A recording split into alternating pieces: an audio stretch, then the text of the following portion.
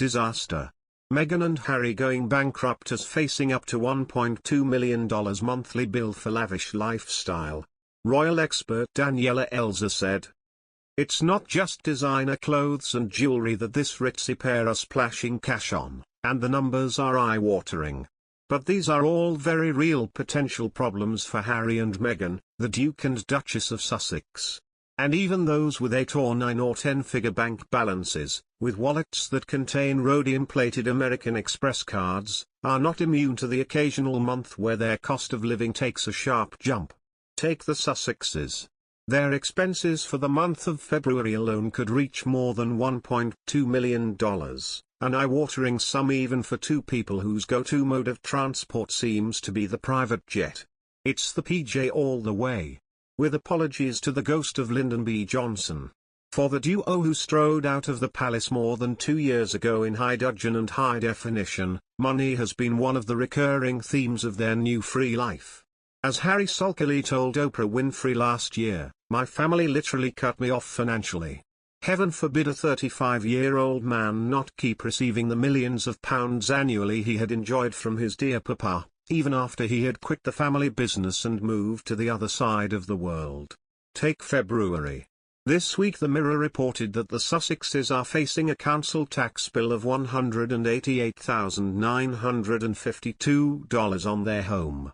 The first half of that bill was reportedly due in December, and the second half, or $94,476, was due on February 1st. Then there are the couple's legal expenses.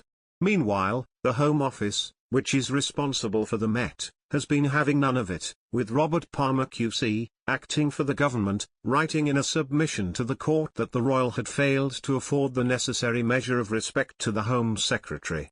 The submission also stated that they could look to recover the excessive costs of the case, which, experts told the Mail, could be up to $735,000.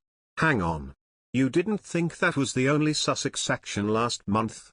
Last week it was revealed that Harry has launched libel action against the Mail on Sunday over a report it had published about the bodyguard legal fight, meaning he has now called in the lawyers over a story about him having called in the lawyers.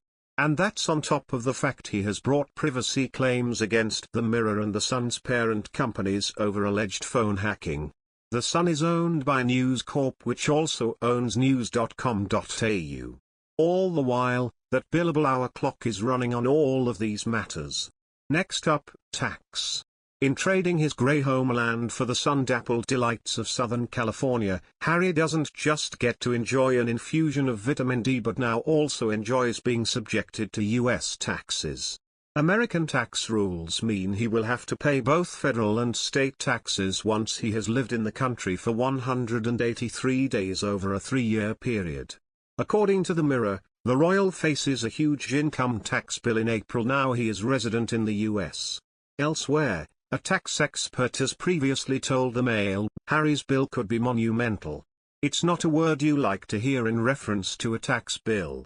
Then there are the quotidian costs of keeping the Sussex ship afloat. In 2020, the Mail took a detailed look at the potential running costs of Harry and Meghan's life in the US. They proposed that their security would be costing the couple more than $4.5 million annually. This, along with other expenses such as their mortgage, it estimated to add up to just a scotch over $6 million annually.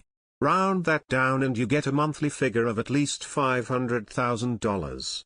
If Harry does lose his court action over his bodyguards and has to pay the Home Office's costs, their household costs for February could be more than $1.2 million.